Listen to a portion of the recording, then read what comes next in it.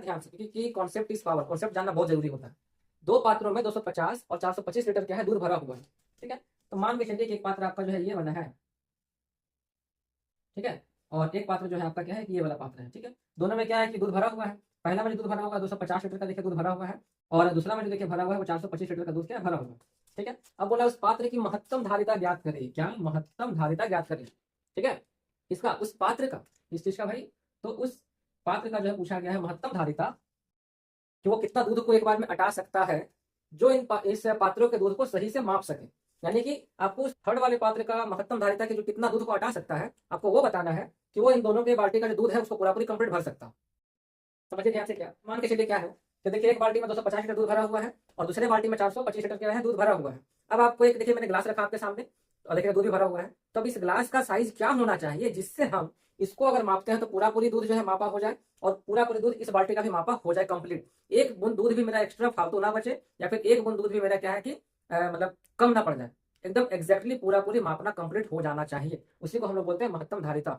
जो पूछा है कि क्या होगा, क्वेश्चन समझ में आ गया ना? वही है हमारा प्रैक्टिकल लाइफ का एग्जांपल। और इसलिए आपको करना क्या पड़ेगा, हमको निकालना पड़ेगा मौसा पर। मौसा पर निकालना है किस विधि से, तो हम लोग यहाँ पे सीख रहे हैं यूक्लिड की विधि से। तो आपको यहाँ पे यूक्लिड की विधि से क्या करना है फ्रेंड्स, मौसा निकाल। देखिए इन दोनों में, ठीक है, इन दोनों में देखिए बड़ा कौन है, 425 लीटर बड़ा है ना, तो क्या लेना है वहां, यहाँ पे देखिए क्या लेना है आपको, ए का मान हो जाएगा कितना, 425 हो जाएगा, बी का मान क्या हो जाएगा आपका, 250 लीटर हो जाएगा। ठीक है, फिर वैसे यूक्लिड विभाजन प्रमेयिका से तो हम लोग जानते हैं A equal to B Q plus R होता है, जहां पर आर का जो मान है वो 0 से बड़ा और बराबर और बी से छोटा होना चाहिए।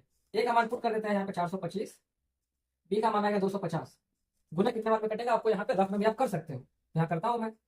तो 250 यानी कि डबल करने पे 500 हो जाता है, तो एक बार में लेके चलना अच्छा रहेगा। कितना आ गया 5 और 25 17 होता है 42, यानी 175 आ गया।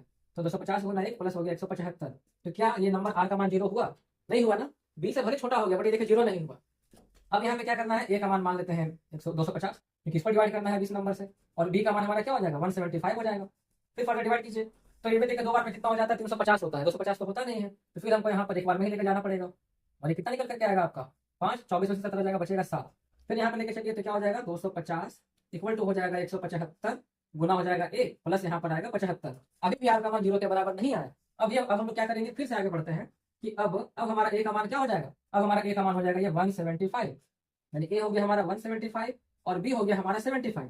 ठीक है, फिर देखिए डिवाइड कीजिए तो यहाँ पे लिखेंगे एक का जगह पर 175 और 75 से देखिए भाग लगाना है, तो दो बार में कट जाता है। 75 गुना कितना होता है 150 होता है, और ये यहाँ पे निकल करके आया 25, तो 75 गुना 2 प्लस आ गया 25। अभी भी आर का मान 0 के बराबर नहीं आया है। फिर से देखिए डिवाइड लगाएंगे और फिर यहाँ पे लिखते हैं कि अब हमारा क्या हो गया, ए का मान हो गया हमारा 75 और बी का मान हमारा क्या हो गया फ्रेंड्स 25 हो गया।